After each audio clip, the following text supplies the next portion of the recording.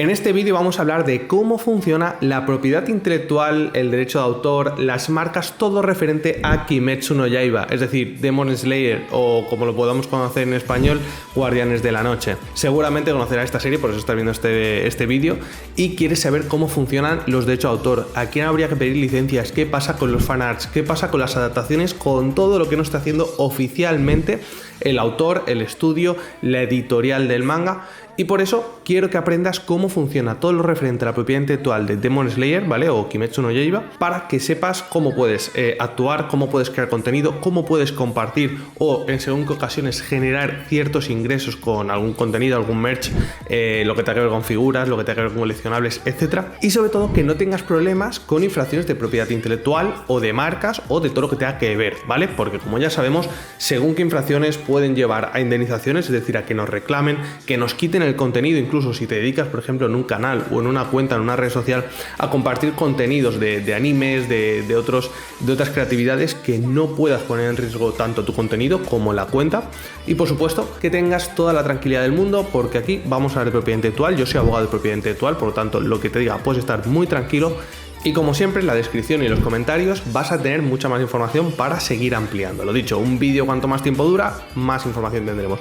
Lo primero de todo, ¿quién es el autor o la autora? En este caso, Koyoharu Gotoure, que es una autora que lanzó, es decir, creó esta historia, creó estos personajes, creó este universo de Kimetsu no Yaiba en 2016. ¿Y por qué es tan conocida? ¿Por qué ha sido tan importante esa serie? Porque tenemos que contextualizar. Sabemos que venimos de la época post-pandemia, su adaptación al anime fue en 2019 y gracias a esto se convirtió en el 9º manga más vendido de la historia. Es decir, su autora se estima que solamente en 2019 generó más de 80 y pico millones de dólares por los derechos de autor de su obra, y que solamente en 2020 fueron más de 385 millones de dólares. Es decir, si nos pensamos que dibujar, que crear historias y crear universos como pueden ser los mangas y los animes no da dinero, que vengan y se lo digan a la autora de Kimetsu no Yaiba. Entonces tienes que saber que los derechos de autor le pertenecen a la autora, ¿vale? Y de esto ya te he hablado varias veces. Hay dos tipos de derechos, los económicos y los morales. Como sabes, los derechos morales son irrenunciables y por lo tanto permiten al autor decidir todo lo que suceda con su obra. Es decir, con Kimetsu no Yaiba, que cuidado, la obra no solamente es un capítulo, no solamente es un manga, la obra es tanto la historia como los personajes, las caracterizaciones de los personajes, todos los elementos que pueda tener la historia, la narrativa, evidentemente los dibujos, las ilustraciones y todo lo que es el manga. Pero cuidado, porque si pasamos a lo que es la adaptación, y ahora te hablaré de cómo funcionan las adaptaciones y demás, si pasamos a lo que es el anime, ya tenemos nuevos derechos de autor, incluso nuevos derechos de propiedad intelectual que se pueden generar, por ejemplo, con las animaciones. Es decir, en el manga, evidentemente, pues son ilustraciones y muchas veces pues falta esa animación, esa vida que cobra el personaje o que cobra, por ejemplo, una escena, una pelea, una batalla. Todo eso también son nuevos derechos que se generan en favor del estudio, ¿vale? Que muchas veces no es el mismo el estudio que la editorial que ha publicado el manga, y por supuesto no es lo mismo que la historia inicial o el trabajo inicial que ha hecho el autor. Fíjate cómo cada vez que se hace una adaptación, ¿ves? Tenemos la obra original y la queremos adaptar, por ejemplo, o se ha hecho una historia con los personajes, el personaje, todo empezaría con esa historia inicial, ese personaje, Tanjiro, ¿vale? O Nezuko, todo empezaría con los personajes principales y lo convertimos en una historia. Entonces, en el momento que se trabaja a nivel manga con una editorial, pues ya se están generando nuevos derechos que perfectamente van a pertenecer también o van a estar compartidos con la editorial. Pero luego hacemos la adaptación al anime, ¿vale? Ya lo llevamos a la pantalla. Aquí tenemos que entender que vamos a generar nuevos derechos, como van a ser los de la productora o el estudio que está trabajando en esa adaptación. Entonces, fíjate, y muchas veces pueden ser diferentes a los que tenemos con la editorial. Por un lado tenemos el estudio, la adaptación al anime, por otro lado la editorial y por otro lado los del autor, que siempre está supervisando. ¿Por qué supervisa? Porque, como te he dicho, tiene los derechos morales sobre la obra, tiene derecho a decidir cómo, de qué manera se adapta y se distribuye, se publica o se utilizan sus obras. Por lo tanto, fíjate, ahora en el anime también se pueden generar derechos con las voces, es decir, estamos eligiendo a los intérpretes que van a poner voz a los personajes. Pues todo eso también depende y tiene que estar supervisado por el autor, porque si no le gusta la voz que le van a poner a los personajes, puede decir, ok, se terminó, no seguimos adaptando esta obra porque no me gusta. Y si te fijas, te pongo otros ejemplos. En las adaptaciones que está haciendo Netflix, cuando se hace una gran adaptación, fíjate que siempre los autores están muy encima de estas adaptaciones, ¿vale? ¿Por qué? Porque lo supervisan. ¿vale? Entonces, fíjate, vamos haciendo para cada adaptación, vamos generando nuevos tipos de derechos. Y aquí me dirás, vale, Pablo, entonces, ¿qué derechos o qué propiedad intelectual tiene realmente el autor? Te lo he dicho, derechos de autor, que son todo lo que tiene que ver con la obra, pero cuidado, porque además se generan derechos de propiedad industrial, que te he hablado en otros momentos. ¿Cuáles son estos derechos de propiedad industrial? Las marcas. Fíjate, podemos registrar Demon Slayer, Kimetsu no Yaiba, Guardianes de la Noche como marcas. Y fíjate, en diferentes idiomas. Y la marca puede estar registrada solamente en un país, podría ser Japón o podría ser, por ejemplo, a nivel internacional en diferentes países, o una marca de la Unión Europea, o por ejemplo una marca simplemente en España. Oye, que voy a sacar Guardianes de la Noche en España, pues registro esa marca nacional solamente en España. Fíjate, podemos estar creando alrededor de todo este contexto, todo este universo de Kimetsu, diferentes derechos, ¿vale? Y esto a ti te afecta o le afecta a cualquier empresa que quiera vender merchandising, que quiera generar ilustraciones, que quiera generar pósters, que quiera hacer, yo qué sé, una taza, ¿vale? De la serie, o que quiera, por ejemplo, vender figuras hechas pues en impresión 3D o cualquier juego de mesa, etcétera, etcétera. Entonces, tenemos que saber que no solamente hay que respetar los derechos de autor y dependiendo la obra que nosotros utilicemos para, por ejemplo, generar imagínate que quieres crear un puzzle, ¿vale? Y quieres utilizar diferentes ilustraciones. Si estamos utilizando una ilustración de esta que está sacada de la película, cuidado, porque ya no solamente necesitamos los derechos del autor, que te he dicho al principio, o tal vez no solamente necesitemos los derechos de la editorial, ¿vale? Sino que también necesitamos los del estudio. Y como este estudio haya trabajado con un segundo estudio para la producción de la película, porque ya sabes que muchas veces las grandes producciones pues tienen colaboración de otros estudios, pues imagínate la de derechos que hay que conseguir. Por eso muchas veces se hace prácticamente imposible conseguir las licencias o esos permisos para poder adaptar esto a tus proyectos o a otros trabajos. Pero vamos a seguir viendo. Entonces, el autor me genera derecho de autor, que se ha generado automáticamente cuando se ha escrito el libro, cuando se ha publicado el cómic, cuando se ha creado todo lo que viene siendo la obra. Es decir, antes incluso de que salga a la luz, eso ya tiene derecho de autor, ¿vale? En cambio, la marca, como te he dicho, tenemos que registrarla para que se decida, se dé la protección. Y luego además, en el caso de Kimetsu no Yaiba, tenemos que entender de que los personajes no llevan una vestimenta aleatoria al azar, sino que están llevando vestimentas que son propias de la cultura, del folclore que hay en Japón. Entonces, quiere decir que estos vestuarios están asimilados o que tienen que ver con la cultura. Por lo tanto, aquí esto es importante, que el que tenga que ver con la cultura es importante porque la autora intentó registrar como marcas los patrones del vestuario de cada personaje. Es decir, Tanjiro pues siempre no lleva la misma ropa, Nezuko, los demás, los pilares, etcétera, pues se han intentado registrar como patrones, y de ser intentos de registro solamente le dejaron 3. ¿Por qué? Porque en los que no se permitió, dijo la oficina de marcas, ¿vale? El registro de marcas en Japón, que no eran suficientemente distintivos, sino que eran muy genéricos, o que el detallado que tenían los patrones no era suficiente como para otorgar esa protección exclusiva sobre el patrón, ¿vale? Entonces fíjate cómo podemos seguir generando. ¿Para qué? Pues por ejemplo, para que en el vestuario pues nadie más me lo copie, o que no haya una marca de ropa que quiera sacar de repente una vestimenta o quiera sacar una colección basada en los personajes o en el contexto, en el universo de Kimetsu. Fíjate cómo podemos ir protegiendo la propiedad intelectual y lo que tienes que tener en cuenta dependiendo de lo que quieras hacer o las creatividades que vayas a utilizar. Lo mismo sucede, por ejemplo, con ciertos diseños. Si se están creando diseños industriales, como podrían ser figuras o ciertos videojuegos o merchant, ¿vale? Es decir, todo lo que son productos, todo esto se puede proteger también como diseños industriales. Entonces tenemos que tener en cuenta de que, fíjate, el autor tiene que dar permiso, se tiene que negociar con él todo lo que tiene que ver con adaptaciones de las historias de todo lo que es el manga, ya sea pues con la editorial, para publicaciones, para traducir a otros idiomas, porque una traducción es una transformación, entonces hay que consentir por parte del autor. Por otro lado, todo lo que tenga que ver con anime, llevarlo a la pantalla, llevarlo a los cines, llevarlo a los videojuegos, lo que tenga que ver con productos físicos, merchandising, juguetes, puzzles, todo lo que tenga que ver con pósters, cuadros, ilustraciones, etcétera, que quieren sacar mañana, el día de mañana, tokens no fungibles, NFTs, pues también necesitarían el consentimiento del autor. Por eso, si me dices, no, es que yo estoy haciendo una nueva adaptación, yo es que estoy modificando un poco el personaje, estoy convirtiendo Tanjiro en una figura cabezona a lo Funko, pero le estoy haciendo modificaciones. Tienes que saber que son adaptaciones de la obra original y por lo tanto podrían llegar a confundir a un usuario, a una persona, a un público en general. Entonces todo esto podría llegar a ser infracciones de propiedad intelectual, ¿vale?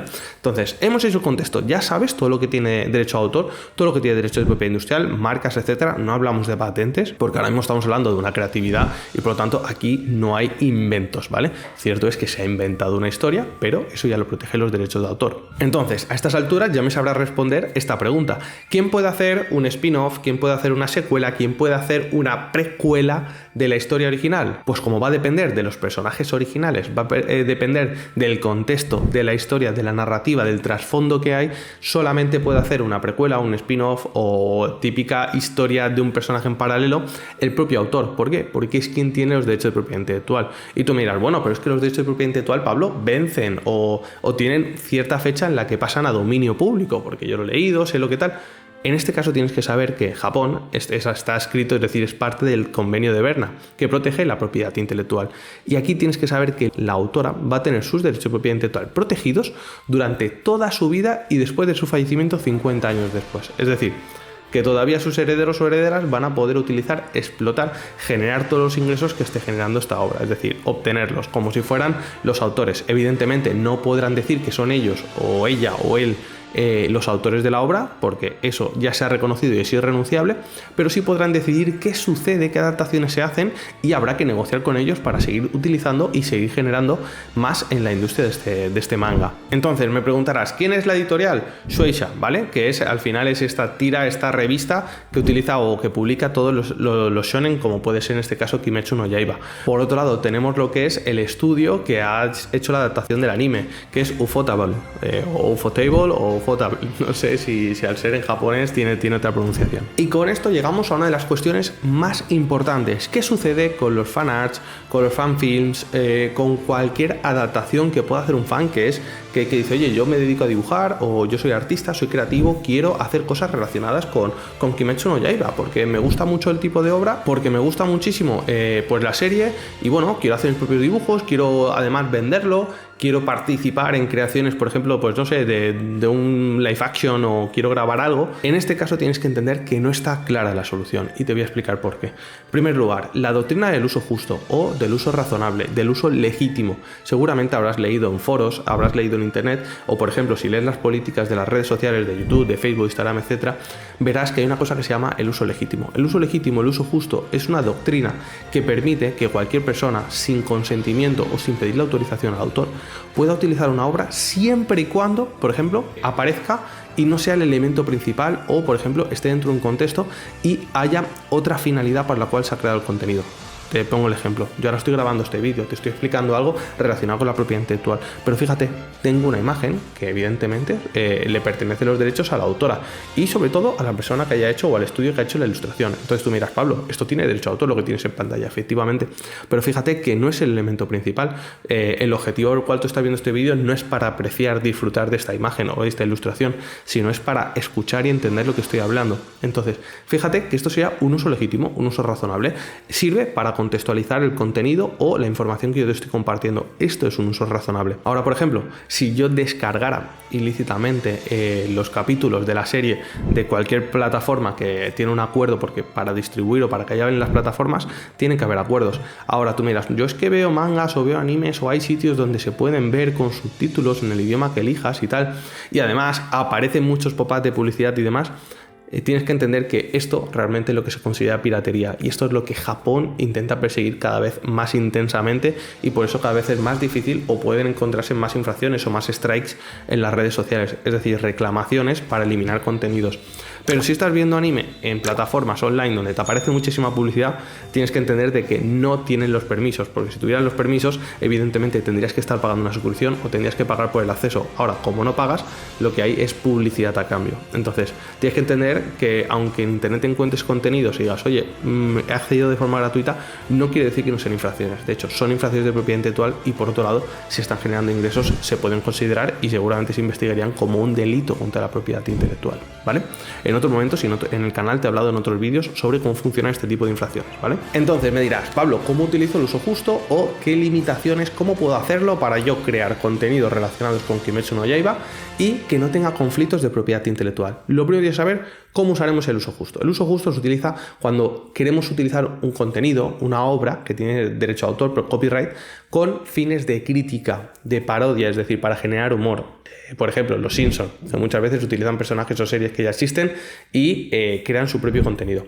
Por otro lado, fines educativos, fines de investigación o, por ejemplo, puede ser pues, para generar una recopilación, para noticias, etcétera. Es decir, fíjate, contenidos en los cuales el contenido principal no es el capítulo, no es el manga, no es la película, sino es el contenido que tú vas a generar encima sobre todo esto. Es decir, si yo critico la obra, si yo doy mi opinión, si yo reacciono, ¿vale? Tenemos que tener en cuenta que solamente tendré que utilizar los fragmentos justos y necesarios. Si te hablo de una batalla, no te puedo colocar en pantalla la batalla completa, porque entonces estoy infringiendo los derechos de propiedad intelectual. Y me dirás, oye Pablo, pero hay casos en los cuales a la productora, a la editorial, al autor le interesa que se genere este contenido porque así hacemos publicidad, y esto sucede mucho en el sector de los videojuegos, de los gameplays, ¿vale? Por eso Fortnite, Epic, todas estas plataformas de videojuegos permiten que los usuarios jueguen, graben el gameplay, lo suban a redes sociales y a YouTube, ¿vale? Y por eso hay tanto contenido. ¿Por qué eso? Porque lo que está generando es expectación y atrae al público a querer jugar. Pero en el caso de los animes, de las películas, de las series, tenemos un problema, es que los autores, las editoriales, las productoras están muy en contra a que se generen contenidos que puedan ser spoilers, es decir, que puedan perjudicar la obra, que puedan sacar de contexto escenas o que puedan perjudicar a la fanbase, es decir, a todo el público en general. Entonces tienes que tener en cuenta de que esto va a estar perseguido utilizando precisamente la protección de los derechos de propiedad intelectual para que no se genere contenido que no sea consentido. En 2021 se dice que Shueisha, ¿vale?, la editorial, estuvo lanzando strikes, es decir, reclamaciones por infracciones de propiedad intelectual, sobre todo en Twitter, por temas relacionados con el manga, páginas que se estaban subiendo pues escenas y viñetas y contenidos relacionados con fanarts sobre el manga de Kimetsu no Yaiba. Todo esto era para proteger realmente lo que es el contenido, lo que es la publicación. Entonces, luego se habló en noticias, en foros, que no había sido la propia editorial hizo un comunicado, etcétera. Pero bueno, tenemos que tener claro que la editorial se benefició de que todo el contenido que había disperso en internet de repente fuera reclamado y fuera eliminado. Ya digo yo, ¿quién mueve toda esta maquinaria para que se eliminen y se reclamen tantos contenidos? Sinceramente, un usuario así sin ánimo de lucro lo veo difícil. Entonces, tienes que tener en cuenta cómo se utiliza el uso legítimo, el uso justo. Ahora, si lo haces como fanart, oye, yo me dedico a crear ilustraciones, a crear contenidos, a crear vídeos, a crear cualquier remix de información, ¿vale? Sobre todo información. Si utilizas el contenido, ten mucho cuidado con el tiempo que utilizas, que sean los segundos justos, que no sea más contenido del necesario, porque entonces sí que te pueden reclamar, y entonces tanto YouTube como cualquier plataforma, red social, va a tener que eliminar el contenido porque no tienes la autorización, es difícil conseguirla porque estas plataformas editoriales no dan abasto a contestar todos los correos electrónicos y solicitudes de licencias de colaboraciones que reciben. Por lo tanto, es difícil que a nivel de comunicaciones consigas esa autorización. Tienes que tener en cuenta de que de alguna manera vas a tener que evitar que estas reclamaciones lleguen, ¿vale? Es decir, vamos a ser preventivos y vamos a actuar de manera que no nos afecte. Entonces, usamos el uso legítimo, que cuidado, esta doctrina no está en Japón, es decir, es una doctrina que a nivel judicial se puede permitir, y sobre todo en internet sí. ¿Por qué? Porque en internet las plataformas utilizan la ley que viene de Estados Unidos, y el uso razonable, el uso legítimo, el uso justo sí se puede utilizar. Entonces yo te diría que te bases en esto.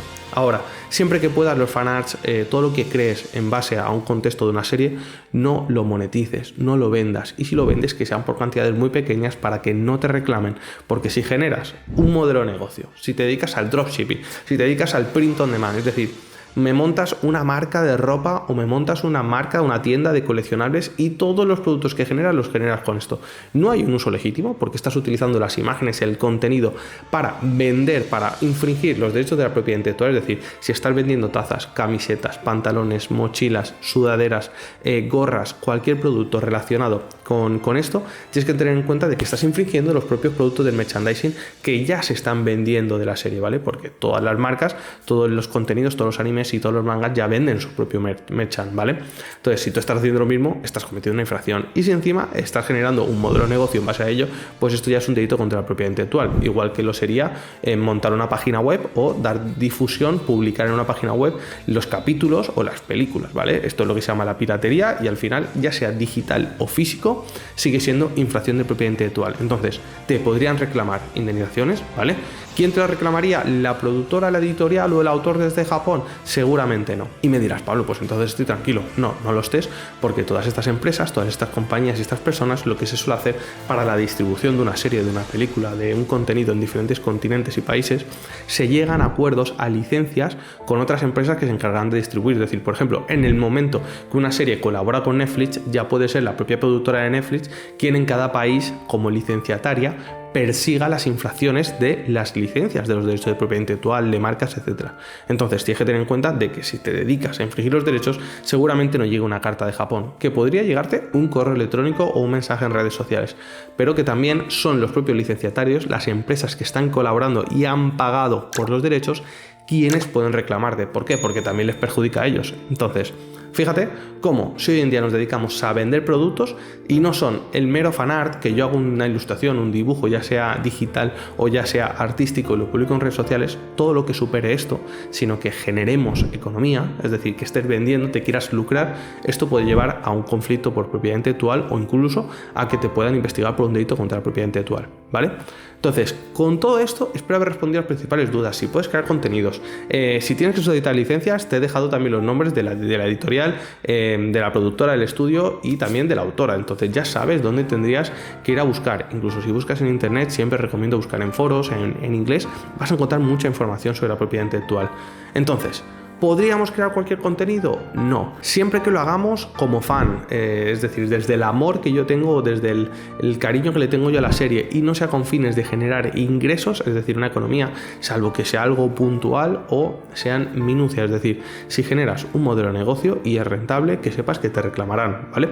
Si entramos o colaboramos con páginas web que están pirateando la serie o la película, también podríamos tener problemas porque, por ejemplo, en Japón se sabe que se sanciona el hecho de que alguien descargue contenidos para verlos, es decir, no participa en la distribución ni en la difusión, pero sí solamente por consumirlos está penado, ¿vale? Evidentemente, la industria es muy potente allí. Entonces, tienes que tener en cuenta que todo esto te va a afectar a ti si estás cometiendo infracciones. Ahora, ¿puedo crear contenido como por ejemplo este vídeo hablando sobre cosas de la serie, explicando situaciones, o puedo crear publicaciones en las cuales yo reproduzca o haga una interpretación como fan o desde el cariño sin perjudicar la obra en cualquier red social? Sí, puedes hacerlo. Entonces, recapitulando, hemos aprendido todo lo que tiene que ver con la propiedad intelectual y la propiedad industrial referente a Kimetsu no Yaiba, es decir, a quién le pertenecen, cómo funcionan, qué deberíamos hacer si queremos utilizar este tipo de derechos, también cómo o cuándo se están generando diferentes derechos. Ya ves que cuantas más empresas, más personas, más entidades participan, más complicado es. Y también tienes que saber que la protección no solamente dura toda la vida de la autora, sino que también dura 50 años después. También hemos hablado de cómo funcionan las adaptaciones, lo que tendrías que tener en cuenta sobre si quieres trabajar en una adaptación o, por ejemplo, si quieres quieres utilizar alguna obra, alguna película, alguna serie relacionada con Kimetsu no Yaiba.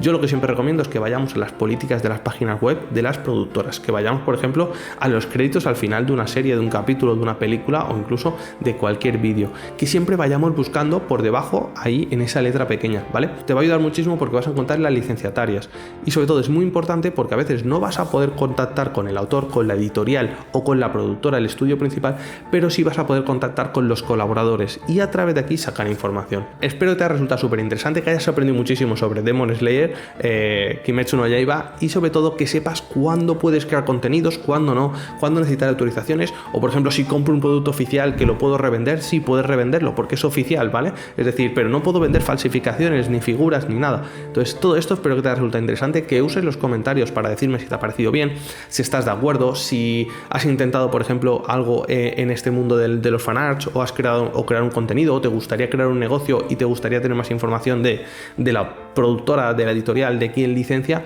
Todo esto espero que utilices los comentarios, que te suscribas al canal para conocer más información sobre propiedad intelectual y no perderte ningún contenido, y sobre todo que me dejes un like si consideras que ha sido interesante, te ha sido útil este vídeo. Lo dicho, soy Pablo Maza y nos vemos en siguientes vídeos. Un saludo.